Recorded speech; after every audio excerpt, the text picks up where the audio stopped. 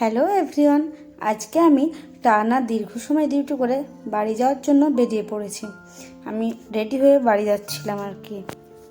তারপরে আমি টোটোতে উঠে গেলাম। টোটোতে ওঠার পরে দেখি যে দোকানগুলো মেলার জন্য বসেছিল, মানে কালী পুজোতে যে ভালো মেলা বসে এখানে, সেই মেলাতেই বসেছিল। কিন্তু কালী পুজো তো অনেক আগেই শেষ হয়ে গেছে, ছট পুজোও শেষ হয়ে গেছে, কিন্তু এখনও দোকানগুলো যেন ওঠেই না, মানে এখনও যেন মেলা থেকেই গেছে, তাই মনে হচ্ছিল। বেশ ভালো লাগছিল। তারপরে টোটোতে বেশ মজা করে যাচ্ছিলাম, কেন কি আমার মনে হয় টোটোতে যতটা আরাম মনে হয় আর কোনো গাড়িতে এত আরাম লাগে না।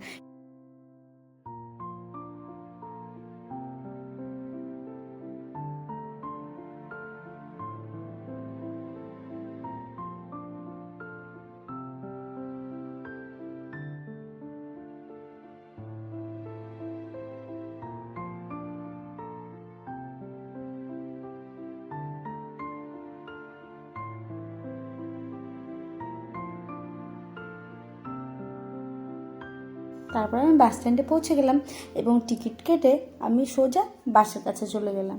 এবং বাসে ফার্স্টে আমি উঠে দেখি আমাকে এমন একটা সিট দিয়েছে যেটা জানালার পাশে নয়, মানে তার পাশেই ছিল, কিন্তু আমার সেটা একদম পছন্দ হয়েছিল না, কেন কি আমি জানালার পাশে সিট চাইছিলাম। তো সেই জন্য আমি আবার কন্ট্রাক্টরের উদ্দেশ্যে চলে গেলাম, তার সঙ্গে কথা বলে আমি বললাম যে আমার জানালার পাশেই সিট চাই। তো সে আবার আমার সিটটা চেঞ্জ করে দিল এবং চেঞ্জ করে নিয়ে আমি আবার চলে আসলাম বাসে। তারপরে বাসে উঠে দেখলাম হ্যাঁ, আমি যেমন চাইছিলাম ঠিক তেমনই দিয়েছে।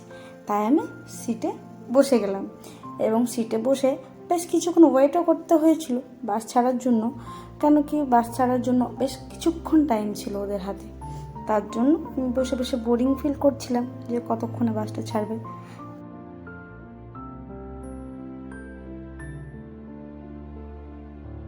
তারপর ফাইনালি বাসটা ছাড়লো, একটু শান্তি লাগলো আর কি।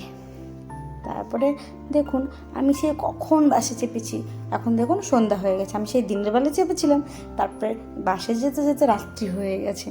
তো সেটা দেখছিলাম এবং বোরিংও ফিল করছিলাম, কারণ বেশ অনেকক্ষণ বাসে বসে থাকতে হচ্ছিলো, তো তার জন্য খুব বাজে লাগছিল। তারপরে দেখুন রাত্রিবেলায়, কিন্তু রাত্রিবেলায় বাসে চাপতে বেশ ভালোই লাগে, কেন কি বাইরে থেকে এত সুন্দর একটা ঠান্ডা ওয়েদার হয়, সেটা গরমের দিন হলেও বেশ ভালো লাগে, কেন কি বাইরের হাওয়াটা খুব সুন্দর হয় রাতে। তারপরে আমি বাড়ি এসে খুব টায়ার্ড ছিলাম, তাই আমি রেস্ট করছিলাম, কিন্তু আমার যে এই ছোটো ছোটো ভাইগুলো ওরা এত দুষ্টু যে ওরা এসে আমাকে খুব ডিস্টার্ব করছিলো, জ্বালাচ্ছিল আর কি। দুজন মিলে একটু বেশি দুষ্টুমি করছিল, মারামারি করছিল নিজেদের মধ্যে, কিন্তু আমার তো বেশ বিরক্তি ফিল হচ্ছিল, কেন কি আমি এত টায়ার্ড ছিলাম, আমার খুব ঘুম পাচ্ছিল, কিন্তু ওরা কিছুতেই শুনছিল না আমার কথা।